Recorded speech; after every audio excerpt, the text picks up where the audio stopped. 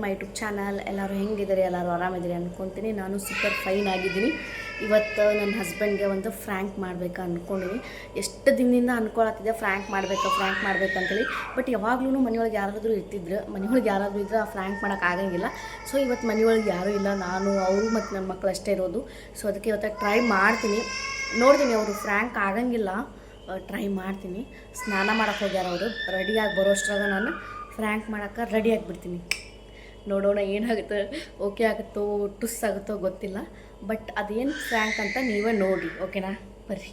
ಅವ್ರು ಸ್ನಾನ ಮಾಡೋಕೆ ಹೋಗ್ಯಾರ. ರೆಡಿಯಾಗಿ ಬಂದ ಕೂಡಲೇ ಫಸ್ಟ್ ಅವ್ರಿಗೆ ಡಬ್ಬಿ ಕಟ್ಟಿ ಇಟ್ಟು ಆಮೇಲೆ ಫ್ರ್ಯಾಂಕ್ ಮಾಡ್ಕೊತ ನಿಂದಿರ್ತೀನಿ. ಮತ್ತು ಅಂಗಡಿಗೆ ಹೋಗಿ ಲೇಟ್ ಆದರೆ ಮತ್ತು ಬೈಕ್ ಬಿಡ್ತಾರೆ ಅದಕ್ಕೆ. ಇಲ್ಲೇ ಇಲ್ಲೇ ಸಾಣೆ. Hi Annie, see you, I love you. ಹೋಗ್ತ್ಯಪ್ಪ ಮಾಡೋಕ್ಕೆ ಹೋದೆ ಫ್ರೆಂಡ್ಸ್. ನಾನು ಫ್ರ್ಯಾಂಕ್ ಹೋಗೋದೆ. ಅವು ಇಂಥವೆಲ್ಲ ನಡೆಯಂಗಿಲ್ಲ ನಮ್ಮ ಮನ್ಯಾಗ. ನಮ್ಮ ಮನೆಯವ್ರು ಭಾಳ ಶಾರ್ಪ್ ಅದಾರ ಅವರು. ಅವ್ರ ಫ್ರ್ಯಾಂಕ್ ಗಿಂಕ್ ಆಗಕ್ಕೆ ಹೋಗಂಗಿಲ್ಲ, ನಮ್ಗೆ ಫ್ರ್ಯಾಂಕ್ ಮಾಡಿಬಿಡ್ತಾರೆ ಅವರು. ನಾನು ಫ್ರ್ಯಾಂಕ್ ಮಾಡೋಕ್ಕೆ ಹೋದೆ, ನಗಿಸಿ ಕಾಮಿಡಿ ಮಾಡ್ಕೊಂಡು ನಿಂತ್ಬಿಟ್ರೆ ಫ್ಲಾಪ್ ಆಯ್ತು. ಆ ವಿಡಿಯೋನು ಡಿಲೀಟ್ ಮಾಡಿಬಿಟ್ಟೆ. ಸುಮ್ಮನೆ ನೋಡಿದ್ರೆ ಮತ್ತು ನಿಮ್ಗೆ ಇವೇನಪ್ಪ ಹಿಂಗೆ ಅಂದ್ಕೊತೀರಿ. ಸೊ ಅದಕ್ಕೆ ಅವರು ಹೋದ್ರೆ ಡಬ್ಬಿ ಕೊಟ್ಟು ಕಳಿಸಿದೆ. ನನ್ನ ಮಗನೂ ಅಂಗನವಾಡಿಗೆ ಹೋದ. ಇನ್ನೇನೋ ಮನೆಯೊಳಗೆ ಕೆಲಸ ಇಲ್ಲ, ಅನ್ನ ಸಾಂಬಾರಷ್ಟು ಮಾಡಬೇಕು, ಬಟ್ಟೆ ವಾಶ್ ಮಾಡಬೇಕು, ಅದಿಷ್ಟು ಬಿಟ್ಟರೆ ಮತ್ತೇನೂ ಕೆಲಸ ಇಲ್ಲ. ನನ್ನ ಮಗಳು ಮಲ್ಕೊಂಡು ನೋಡ್ರಿ, ಪಾಪ ಎಷ್ಟೊತ್ತನ ಆಟ ಆಡ್ಕೊಂತ ಇರ್ತದ. ಮರಿ ಆಟಾಡತ್ತಿದ್ಲು, ಇವಾಗ ಮಲ್ಕೊಂಡು ನೋಡ್ರಿ. ಒಬ್ಬರು ನನಗೆ ಕಾಮೆಂಟ್ ಹಾಕಿದ್ರು ಇನ್ಸ್ಟಾಗ್ರಾಮ್ ಒಳಗೆ ಮತ್ತು ಯೂಟ್ಯೂಬ್ ಒಳಗೂ ಕೇಳಿದ್ರು, ಬಾಣಂತಿಯರು ಎಷ್ಟು ದಿನಕ್ಕೆ ನೀರೊಳಗೆ ಅಂದರೆ ತಣ್ಣೀರು ಮುಟ್ಟಿ ಕೆಲಸ ಮಾಡಬಹುದು ಅಂತಂದು. ಸೊ ಅದ್ರ ಬಗ್ಗೆ ನಿಮ್ಮ ಜೊತೆ ನಾನು ಶೇರ್ ಮಾಡ್ಕೋತೀನಿ. ಇವಾಗ ಬಾಣಂತಿಯರು ಇವಾಗ ಮನೆಯೊಳಗೆ ಕೆಲಸ ಮಾಡೋರಿದ್ರೆ ತಾಯಿ ಅಥವಾ ಮನೆಯೊಳಗೆ ಯಾರಾದರೂ ಕೆಲಸ ಮಾಡೋರಿದ್ರೆ ತಣ್ಣೀರು ಜಲ್ದಿ ಮುಟ್ಟಂಗಿಲ್ಲ. ಮಿನಿಮಮ್ ಅಂತೂ ನಮ್ಮ ಸೈಡೆಲ್ಲ ನಾವು 5 ತಿಂಗಳವರೆಗೂ ತಣ್ಣೀರು ಮುಟ್ಟಂಗಿಲ್ಲ. ಬಾಣಂತನದೊಳಗನೆ ಇರ್ತಾರೆ. ಅಟ್ಲೀಸ್ಟ್ 3 ತಿಂಗಳಾದರೂ ಮುಟ್ಟಕ್ಕೆ ಹೋಗಬಾರ್ದು. 3 ತಿಂಗಳವರೆಗೂ ತಣ್ಣೀರು ಮುಟ್ಟಬಾರ್ದು, ತಣ್ಣೀರೊಳಗೆ ಕೆಲಸ ಮಾಡ್ಬಾರ್ದು. ಇಲ್ಲ ನೀವು ಮನೆಯೊಳಗೆ ಯಾರೂ ಇಲ್ಲಪ್ಪ, ಏನೂ ಮಾಡೋಕ್ಕಾಗಲ್ಲ, ನಾವೇ ಮಾಡಬೇಕು ಅನ್ನೋರು ಏನು ಮಾಡಿರಿ, ಬಿಸಿನೀರು ಇರ್ತಲ್ಲ, ಉಗುರು ಬೆಚ್ಚ ನೀರೊಳಗೆ ನೀವು ಕೆಲಸ ಮಾಡ್ಕೋಬೋದು. ಬಟ್ ಉಗುರು ಬೆಚ್ಚ ನೀರೊಳಗೆ ಅಂದ್ರೂ ಎಷ್ಟು ಮಾಡ್ತೀರಿ ನೀವು? ಬಟ್ಟೆ ಒಗ್ಯಾಕೆ ಉಗುರು ಬೆಚ್ಚ ನೀರು ಕಾಸ್ಕೋಬೇಕು, ಪ್ರಾಬ್ಲಮ್ ಆಗ್ತೈತಿ. ಸೊ ಅಂಥವ್ರಿದ್ರು ಬಟ್ಟೆ ಒಗ್ಯಾಕೆ ವಾಷಿಂಗ್ ಮಷಿನ್ ಯೂಸ್ ಮಾಡಿರಿ, ಅಥವಾ ಭಾಂಡೆಕ್ಕೆ ನೀವು ಯಾರಿಗಾದ್ರೂ ಕೆಲಸಕ್ಕೆ ಇಟ್ಕೋರಿ ಅಂತ ಹೇಳ್ಬೋದು. ನೀವು ತಣ್ಣೀರೊಳಗೆ ಕೆಲಸ ಮಾಡೋದ್ರಿಂದ ಮಗುವಿಗೆ ಜಲ್ದಿನ ಕೋಲ್ಡ್ ಆಗಿಬಿಡೋ ಚಾನ್ಸಸ್ ಇರ್ತೈತಿ. ಅದಕ್ಕೆ ಏನು ಮಾಡಿರಿ, ನೀವು ವಾಷಿಂಗ್ ಮಿಷಿನ್ ಒಳಗೆ ಬಟ್ಟೆ ಹಾಕಿರಿ. ಬಾಂಡೆ ತೊಳಕ್ಕೆ ಒಬ್ಬರನ್ನ ಯಾರನ್ನಾದ್ರೂ ಕೆಲಸಕ್ಕೆ ಇಟ್ಕೋಬೋದು. ಇಲ್ಲಪ್ಪ ಅನಿವಾರ್ಯ ಇರ್ತೈತಿ, ಏನೂ ಮಾಡೋಕ್ಕಾಗಂಗಿಲ್ಲ ಅನ್ನೋರು ದೇವ್ರನ್ನ ನೋಡ್ಕೊತಾನೆ ರೀ, ಮಾಡಲೇಬೇಕಲ್ಲ, ಏನು ಮಾಡೋಕ್ಕಾಗಂಗಿಲ್ಲ. ಯಾಕಂದ್ರೆ ಮನೆಯೊಳಗೆ ಯಾರೂ ಇರೋಂಗಿಲ್ಲ. ಸೊ ಅವರ ಮಾಡ್ಕೊತಿರ್ತಾರೆ ತಣ್ಣೀರೊಳಗೆ. ನಾನು 3 ಮಂತ್ಸ್ ಕಂಪ್ಲೀಟ್ ಆದಮೇಲೆ ತಣ್ಣೀರೊಳಗೆ ಒಂದು ಸ್ವಲ್ಪ ಕೆಲಸ ಮಾಡ್ತಿದ್ದೆ. ಕೆಲಸ ಅಂದ್ರೇನು ಅದೇ ಅನ್ನಕ್ಕಿಡೋದು ಅಥವಾ ಅಡುಗೆ ಕೆಲಸ ಮಾಡ್ತಿದ್ದೆ. ಬಟ್ ಭಾಂಡೆ ತೊಳೆಯೋದು, ಬಟ್ಟೆ ಒಗೆಯೋದು ಏನೂ ಮಾಡಿಲ್ಲ ನಾನು. ಒಂದು 7 ತಿಂಗಳಾದಮೇಲೆ ನಾನು ನನ್ನ ಹಸ್ಬೆಂಡ್ ಮನೆಗೆ ಬಂದೆಲ್ಲ. ಇವಾಗ ಹಸ್ಬೆಂಡ್ ಮನೆಗೆ ಬಂದಮೇಲೆ ಮತ್ತೆ ಮಾಡಲೇಬೇಕಲ್ಲ. ಅಲ್ಲಿ ಬಂದಮೇಲೆ ನಾನು 7 ತಿಂಗಳಿಗೆ ತಣ್ಣೀರೊಳಗೆ ಕೆಲಸ ಮಾಡೀನಿ. 7 ತಿಂಗಳವರೆಗೂ ನಾನು ನಮ್ಮ ತಾಯಿ ಮನೆಯೊಳಗೆ ಇದ್ದೆ. 2ನೇ ಡೆಲಿವರಿಗೆ ಅಂದರೆ ಮಕ್ಕಳು ಆಪ್ರೇಷನ್ ಮಾಡಿಸ್ಕೊಂಡಿದ್ನಲ್ಲ ನಾನು. 7 ತಿಂಗಳಾದರೂ ರೆಸ್ಟ್ ಬೇಕಂತಂದು ಆ್ಯಕ್ಚುಲಿ 9 ಮಂತ್ ರೆಸ್ಟ್ ಮಾಡೋಕ್ಕೆ ಹೋಗಿದ್ದೆ ನಾನು. ಬಟ್ 7 ಮಂತಿಗೆ ವಾಪಸ್ ಬಂದೆ. ಸ್ವಲ್ಪ ಪರ್ಸ್ನಲ್ ರೀಸನ್ಸ್ ಅದಾವೆ ಅದಕ್ಕೆಲ್ಲ. ಅದಕ್ಕೆ ನಾನು 7 ಮಂತಿಗೆ ಬಂದೆ. ಮತ್ತೇನು ಮಾಡೋಕ್ಕಾಗಲ್ಲ, ಬಂದ ಮೇಲೆ ನಾನೇ ಮಾಡ್ಕೋಬೇಕಲ್ಲ. ತಣ್ಣೀರೊಳಗೆ ಕೆಲಸ ಮಾಡ್ಕೊತನ ಅದೀನಿ, ಏನು ಮಾಡೋಕ್ಕಾಗಂಗಿಲ್ಲ. ಸೊ ಇದನ್ನೊಂದು ಹೇಳೋಕ್ಕೆ ಇಷ್ಟಪಡ್ತೀನಿ. ನೀವು ಮಾಡಲೇಬೇಕು ಅನ್ನೋರು ಉಗುರು ಬೆಚ್ಚ ನೀರೊಳಗೆ ಅಡುಗೆ ಅದೆಲ್ಲ ಕೆಲಸ ಮಾಡ್ಕೋಬೋದು. ಅಟ್ಲೀಸ್ಟ್ ಒಂದು 5 ಮಂತ್ ಆದರೂ ನಾವು ನಮ್ಮ ಆರೋಗ್ಯನ ಕಾಪಾಡ್ಕೋಬೇಕು. ಯಾಕಂದ್ರೆ ಬಾಣಂತನದೊಳಗೆ ನಮ್ಮ ಬಾಡಿ ಏನಾಗಿರ್ತೈತಲ್ಲ ಫುಲ್ ಕಂಪ್ಲೀಟಾಗಿ ಚೇಂಜ್ ಆಗಿರ್ತೈತಿ. ಒಂದು ಮಗುವಿಗೆ ಜನ್ಮ ಕೊಡ್ತಿದ್ದೀವಿ ಅಂದ್ರೆ ಸುಲಭ ಅಲ್ಲ ಫ್ರೆಂಡ್ಸ್. ಕಂಪ್ಲೀಟಾಗಿ ನಮ್ಮ ಬಾಡಿನ ಒಂಥರ ಚೇಂಜ್ ಆಗಿಬಿಟ್ಟಿರ್ತೈತಿ. ಅದು ವಾಪಸ್ ರಿಕವರ್ ಆಗಬೇಕಂದ್ರೆ ಮಿನಿಮಮ್ ನಮ್ಗೊಂದು 2 ವರ್ಷನಾದರೂ ಬೇಕು. ಸೊ ನಾವು ಅದರೊಳಗೆ ಒಂದು 9 ಮಂತ್ ನಾವು ನಮ್ಮ ಹೆಲ್ತನ್ನು ಕಾಪಾಡ್ಕೋಬೇಕು. ಈ ಟೈಮ್ ಒಳಗೆ ನಾರ್ಮಲ್ ಡೆಲಿವರಿ ಆದವರು ಕಾಯಿಸ್ಕೋಬೇಕು. ಮತ್ತು ಭಾಳ ಪ್ರೊಸೀಜರ್ಸ್ ಅದಾವು ನಾರ್ಮಲ್ ಡೆಲಿವರಿ ಆದವ್ರು ಗೊತ್ತಿರ್ತೈತಿ. ನಂದು C-ಸೆಕ್ಷನ್ ಆಗೈತಿ. ಸೊ ಅಷ್ಟೆಲ್ಲ ನಾವು ಫಾಲೋ ಮಾಡಿಲ್ಲ, ಏನೇನು ಫಾಲೋ ಮಾಡೀವಿ ಅದ್ರ ಸ್ವಲ್ಪ ಅಷ್ಟು ಫಾಲೋ ಮಾಡಿಲ್ಲ. ಬಟ್ ನಾರ್ಮಲ್ ಡೆಲಿವರಿ ಆದವ್ರದ್ದು ಭಾಳ ಇರ್ತೈತಿ, ಗೊತ್ತಿರ್ತೈತಿ ನಿಮ್ಗೆ. ಆಲ್ಮೋಸ್ಟ್ ಈ ಹಳೆ ಕಾಲದೊಳಗೆಲ್ಲ ಭಾಳ ಪಾಲಿಸ್ತಿದ್ರು. ನಾರ್ಮಲ್ ಡೆಲಿವರಿ ಆದವ್ರಿಗೆ ಭಾಳ ಜೋಪಾನ ಮಾಡ್ತಿದ್ರು. ಇವಾಗೂ ಜೋಪಾನ ಮಾಡ್ತಾರೆ, ಬಟ್ ಅಷ್ಟು ಮಾಡೋಂಗಿಲ್ಲ ಈಗಿನವರು. ಬಟ್ ನೀವು ಹಾಗೆಲ್ಲ ಮಾಡ್ಕೊಳಕ್ಕೆ ಹೋಗ್ಬೇಡಿ. ನಾರ್ಮಲ್ ಡೆಲಿವರಿ ಆದವರು ಭಾಳ ನಿಮ್ಮ ಆರೋಗ್ಯನ ನೀವು ಕಾಪಾಡ್ಕೋಬೇಕಾಗ್ತೈತಿ ಮತ್ತು ಭಾಳ ಇದು ಮಾಡ್ಕೋಬೇಕಾಗ್ತೈತಿ. ಸಿ ಸೆಕ್ಷನ್ ಆದರೂ ಅಷ್ಟೇ ಅವ್ರೂ ಮಾಡ್ಕೋಬೇಕು. ಅವ್ರಿಗೂ ತಂದೆ ತಾಯಿಗೆ ಗೊತ್ತಿರ್ತೈತಿ ಏನೇನು ಮಾಡ್ಬೇಕು ಅನ್ನೋದು. ತಾಯಿಗಳಿಗೆ ಗೊತ್ತಿರ್ತೈತಿ, ಮನೆಯೊಳಗೆ ಹಿರಿಯರು ಇರ್ತಾರೆ, ಅಜ್ಜಿಗಳು ಇರ್ತಾರೆ, ಅವರೆಲ್ಲ ಹೇಳ್ತಾರೆ ನಿಮ್ಗೆ. ಸೊ ಅವ್ರ ಮಾತನ್ನು ಕೇಳಿಕೊಂಡು ನೀವು ನಿಮ್ಮ ಆರೋಗ್ಯನ ಒಂದು 9 ಮಂತ್ವರೆಗೂ ಆದರೂ ಅವ್ರು ಹೇಳ್ದಂಗೆ ಕೇಳ್ಕೊಂಡು ಮಾಡಿಕೊಂಡ್ರೆ ಸ್ವಲ್ಪ ವಯಸ್ಸಾಗೋವರೆಗೂ ಏನೂ ಅನ್ಸಂಗಿಲ್ಲ. ಇವಾಗ ನಮಗೇನು ಅನ್ಸಂಗಿಲ್ಲ ಫ್ರೆಂಡ್ಸ್, ಚಲೋ ಅನಿಸ್ತೈತಿ. ಬಟ್ ಹೋಗ್ತಾ ಹೋಗ್ತಾ ನಮ್ಮ ಏಜ್ ಏನಾಗ್ತೈತಲ್ಲ ಅವಾಗ ಒಂದು ಪೇನ್ ಸ್ಟಾರ್ಟ್ ಆಗ್ತಾವೆ ನೋಡಿರಿ, ಅವಾಗ ಅಸಲಿ ಆಟ ಶುರು ಆಗ್ತೈತಿ. ಸೊ ಅದಕ್ಕೆ ತಂದೆ ತಾಯಿ ಏನು ಹೇಳ್ತಾರೆ, ತಾಯಿ ಏನು ಹೇಳ್ತಾರೆ ಅದನ್ನು ಕೇಳ್ಕೊಂಡು ಅವ್ರ ಮಾತನ್ನು ಕೇಳಿ ಫಾಲೋ ಮಾಡಿರಿ ಅಂತ ಹೇಳೋಕ್ಕೆ ಇಷ್ಟಪಡ್ತೀನಿ.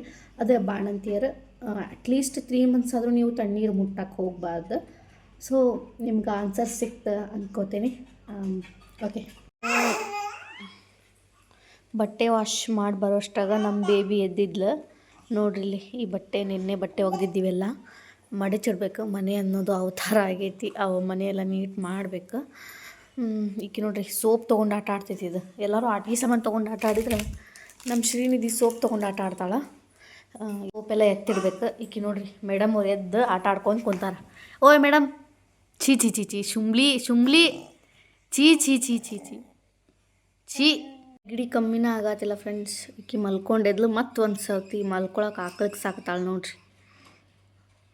ಏನು ಮಾತಾಡತ್ತಲ್ಲ ಈಕಿ ಮಮ್ಮಿ, ಹುಚ್ಚಿ ಅನ್ಕೊತಾಳೆ ಏನಕ್ಕಿ. ಓಕೆ, ಇವಾಗ ಈಕಿಗೆ ಎಣ್ಣೆ ಹಚ್ಚಬೇಕು ಫ್ರೆಂಡ್ಸ್. ನಿನ್ನೆ ಎಣ್ಣೆ ಸ್ನಾನ ಮಾಡಿಸಿದ್ನಲ್ಲ, ಮಸಾಜ್ ಮಾಡಿಸಿ ಫುಲ್ ತಲೆಗೆ ಆಯಿಲ್ ಮಸಾಜ್ ಮಾಡಿದ್ದೆ.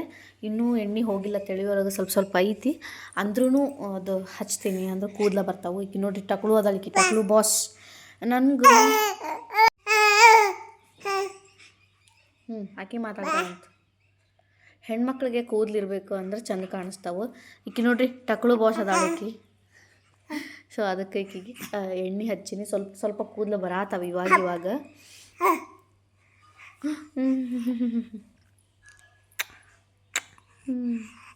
ಬರ್ರಿ ಇವಾಗ ಈಗ ಸ್ವಲ್ಪ ಎಣ್ಣೆ ಹಚ್ಬಿಡ್ತೇನೆ ತಲೆಗೆ. ಬಿಸಿ ಮಾಡಿ ಹಚ್ತೇನೆ, ಇವಾಗ ಕೋಲ್ಡ್ ಒಂದು ಆಗುತ್ತಲ್ಲ. ಸೊ ಸ್ವಲ್ಪ ಬಿಸಿ ಮಾಡಿ ಹಚ್ಚಿದ್ರೆ ಅಷ್ಟು ನೆಗಡಿ ಜಲ್ದಿ ಆಗಂಗಿಲ್ಲ ಮಕ್ಕಳಿಗೆ. ನನ್ನ ಮಗಳಿಗೆ ಎಣ್ಣೆ ಬಿಸಿ ಮಾಡಿ ತಲೆಗೆ ಎಣ್ಣೆ ಹಚ್ಚಿ, ನಾನು ತಲೆಗೆ ಎಣ್ಣೆ ಹಚ್ಕೊಂಡೆ. ಭಾಳ ದಿನ ಆಗಿ ತಲೆ ಎಣ್ಣೆ ಹಚ್ಕೊಂಡಿರಲಿಲ್ಲ. ಎಣ್ಣೆ ಹಚ್ಕೊಂಡು ನನ್ನ ಮಗಳಿಗೆ ಸ್ನಾನ ಮಾಡಿಸ್ಬೇಕು ಅಂದ್ಕೊಂಡೆ. ಆಕೆ ನಿದ್ದೆ ಜೋರು ಬರಾಕತ್ತಕ್ಕೆ ಮಲ್ಕೊಂಡ್ಬಿಟ್ಲು. ನನ್ನ ಮಗಗೂ ಸ್ವಲ್ಪ ತಲೆ ಬಾಚಿದೆ, ಮುಖ ತೊಳೆಸಿ ವಿಭೂತಿ ಹಚ್ಚಿ ನಾನು ದೇವ್ರ ದೀಪ ಹಚ್ಚಿ ಅವನ ಜೊತೆ ಸ್ವಲ್ಪ ಮಾತುಕತೆ ಆಟ ಆಡಾತಿದ್ದೆ. ಅವ್ನು ಅಂಗನವಾಡಿ ಒಳಗೆ ಏನೇನು ಮಾಡಿದ್ರಿ ಏನು ಎತ್ತ ಅಂತೆಲ್ಲ ಕೇಳ್ಕೊಂತ ಕುಂತಿದ್ದೆ. ಮತ್ತು ರೈಮ್ಸ್ ABCD ಅವೆಲ್ಲ ಹೇಳಾಕತ್ತಿದ್ದ. ಅವನು ಎಷ್ಟು ಶಾಣೆ ಅದ ನನ್ನ ಮಗ, ಭಾಳ ಶಾಣೆ ಅದಾನ. ಒಂದೊಂದು ಸತಿ ಕಿಡಿಗೇಡಿ ಮಾಡ್ತಾನೆ. ಅವಾಗ ಸಿಟ್ಟು ಮಾಡಿಬಿಡ್ತೀನಿ ಅವಂಗೆ. ಒಂದೊಂದು ಸತಿ ಹೊಡೆದು ಬಿಟ್ಟಿರ್ತೀನಿ, ಬೇಜಾರಾಗುತ್ತೆ.